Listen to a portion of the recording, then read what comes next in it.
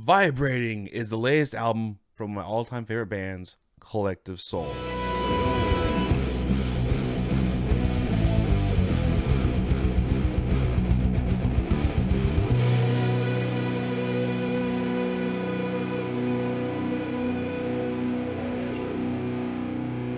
I hate how long it took me, along with the rest of the reviews for this year, it took me to do this damn thing.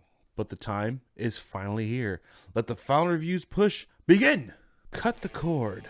This is the first song I heard from the album along with many others, and it's as classic CS as you can get. And I love it. It also kicks ass live. You can easily fool someone into thinking this is a song from the 90s albums, and what else could you ask for?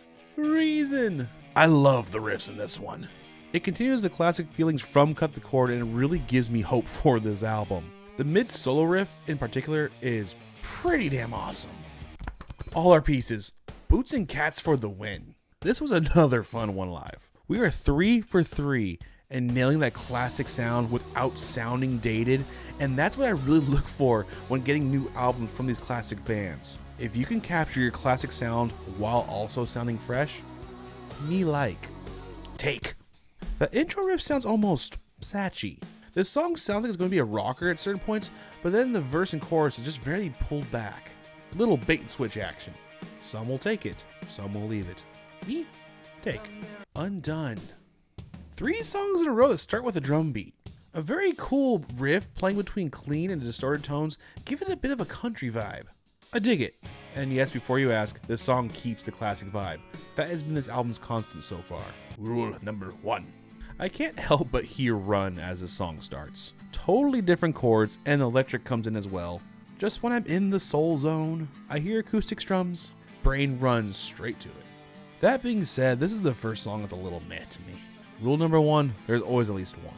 A conversation with the cat. Little bit of a different one from the get-go. Little bit of keys and subtle horns really separate this one from the rest of the tracks. While I like the chorus in this song, the verse is just kind of there because it needs to be. Just looking around.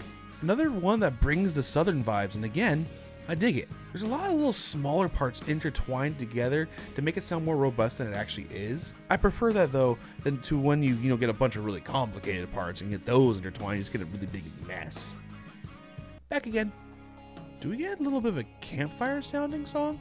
A chill one, sure, but still. That's what I picture. Not much else to say. The track is just relaxing and chill.